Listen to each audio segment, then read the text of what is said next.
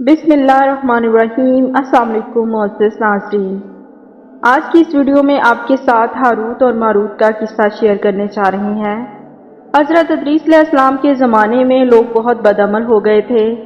فرشتوں نے بارگاہ الہی میں عرض کی کہ انسان بہت بدکار ہے، یہ تیری خلافت کے لائق نہیں، اس لیے انسان کو منصب خلافت سے ہٹایا جائے۔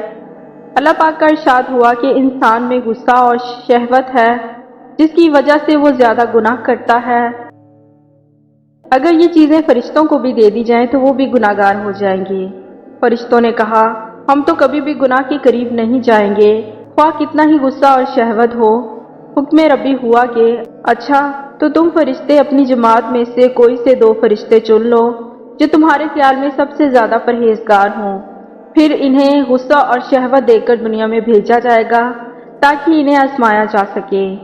چنانچہ ہاروت اور ماروت جو بہت پرہیزگار فرشتے تھے منتخب ہو گئے اور انہیں غصہ اور شہوت دے کر شہر بابل میں اتار دیا گیا اور کہا گیا کہ تم دونوں قاضی بن کر لوگوں کے درمیان فیصلے کیا کرو اور شام کو اسم اعظم کے ذریعے سے واپس آسمان پر آ جایا کرو۔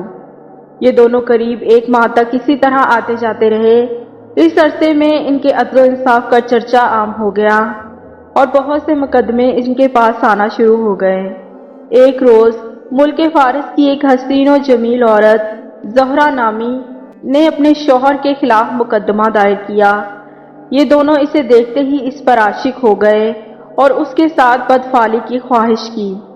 اس عورت نے کہا، میرا اور تمہارا دین الگ الگ ہے اور میرا شوہر بہت غیرت مند ہے، اگر اسے پتہ چلا تو مجھے قتل کر دے گا، اس لیے تم اپنی خواہش پوری کرنا چاہتے ہو تو پہلے میرے شوہر کو قتل کرنا ہوگا اور جس بت کی میں پوجا کرتی ہوں اسے سجدہ کرنا ہوگا۔ اس عورت کی شرائط سن کر دونوں نے انکار کر دیا۔ وہ عورت تو واپس چلی گئی لیکن ان دونوں کے دل میں عشق کی آگ بھڑکا گئی۔ کچھ روز تو ان فرشتوں نے برداشت کیا، لیکن ایک روز مجبور ہو کر اس عورت کو ملاقات کے لیے پیغام بھجوایا۔ اس نے فوراً ان دونوں کو ملنے کے لیے بلوا لیا۔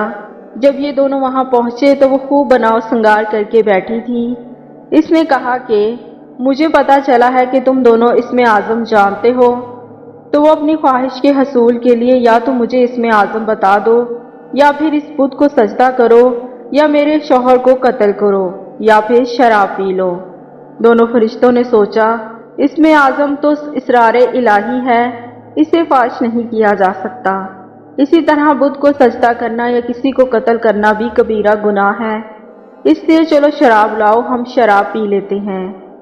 جب وہ دونوں شراب پی کر مست ہو گئے تو اس عورت نے ان دونوں سے بت کو سجدہ بھی کروایا، اپنے شوہر کو قتل بھی کروا لیا اور اسم اعظم معلوم کر کے صورت بدل کر آسمان پر جا پہنچی اور حق تعالیٰ نے اس کی روح کو زہرہ ستارے سے متصل کر دیا۔ دوسری جانب جب ہاروت اور ماروت کو ہوش آیا تو وہ اسم اعظم بھول چکے تھے اور اپنے کیے پر نادم اور شرمندہ تھے۔ حق تعالیٰ نے فرشتوں سے فرمایا، انسان میری تجلی سے دور رہتا ہے، لیکن یہ دونوں تو ہر شام حاضر بارگاہ ہوتے ہیں، پھر بھی شہوت سے مغلوب ہو کر گناہ کر بیٹھے، تو اگر انسان سے گناہ سرزد ہوتا ہے تو اس میں تعجب کی کیا بات ہے؟ یہ سن کر تمام فرشتوں نے اپنی خطا کا اقرار کیا اور انسانوں پر لعن طعن کرنے کی بجائے ان کے لیے دعائے مغفرت کرنے لگے۔ اس کے بعد ہاروت اور ماروت حضرت ادریس علیہ السلام کی خدمت میں پیش ہوئے اور اللہ کے حضور معافی کی درخواست کی۔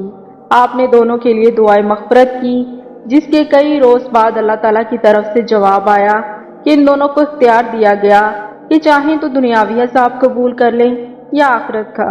انہوں نے سوچا کہ دنیا کا عذاب ایک نہ ایک دن ختم ہو جائے گا، لیکن آخرت کا عذاب نہ ختم ہونے والا ہے، اس لیے دونوں نے دنیاوی عذاب قبول کر لیا۔ چنانچہ حق تعالیٰ نے حکم دیا کہ ان دونوں کو لوہے کی زنجیروں میں جکڑ کر بابل کے کنویں میں اوندا لٹکا دیا جائے۔ اس کنویں میں آگ جل رہی ہے اور فرشتے باری باری ان پر کوڑے برساتے ہیں۔